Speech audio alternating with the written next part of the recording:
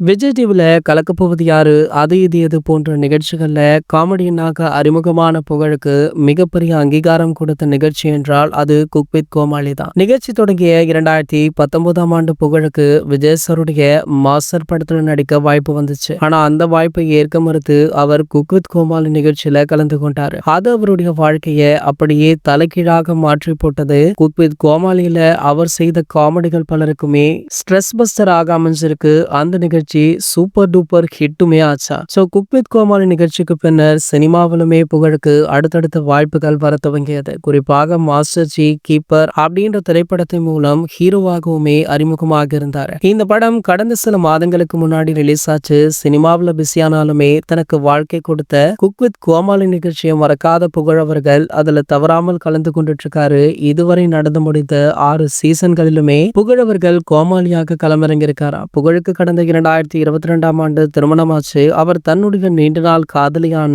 பென்சியை திருமணம் செய்தும் கொண்டாரு. இந்த ஜோடிக்கு 2023ஆம் ஆண்டு ரித்தன்யா அப்படின்ற பெண் குழந்தையுமே பிறந்திருக்காங்களாம். புகழுடைய மகள் ரித்தன்யா தன்னுடைய தந்தைக்கு பெருமை சேர்க்கும் வகையில சிறு வயதிலேயே உலக சாதனை ஒன்றை படைச்சிருக்காங்க. கடந்த ஆண்டு 2 கிலோ தம்பிள்ஸை அதிக நேரம் தூக்கிய குழந்தை அப்படின்ற உலக சாதனையை ரித்தன்யா படைத்திருந்தாங்க. 17 வினாடிகள் தூக்கி அவர் இந்த சாதனையை படைச்சாங்க.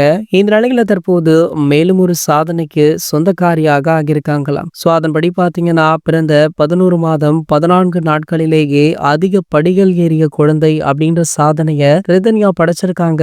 ஆகையால பாத்தீங்கன்னா இவங்களுக்கு சமூக வலைதளங்கள்ல வாழ்த்துக்களுமே குவிஞ்சிட்டு இருக்கு. இது போன்ற செய்திகளை பற்றி நீங்க உடனே தெரிஞ்சுக்க நம்மளுடைய சேனலை மறக்காம சப்ஸ்கிரைப் பண்ணிக்கோங்க.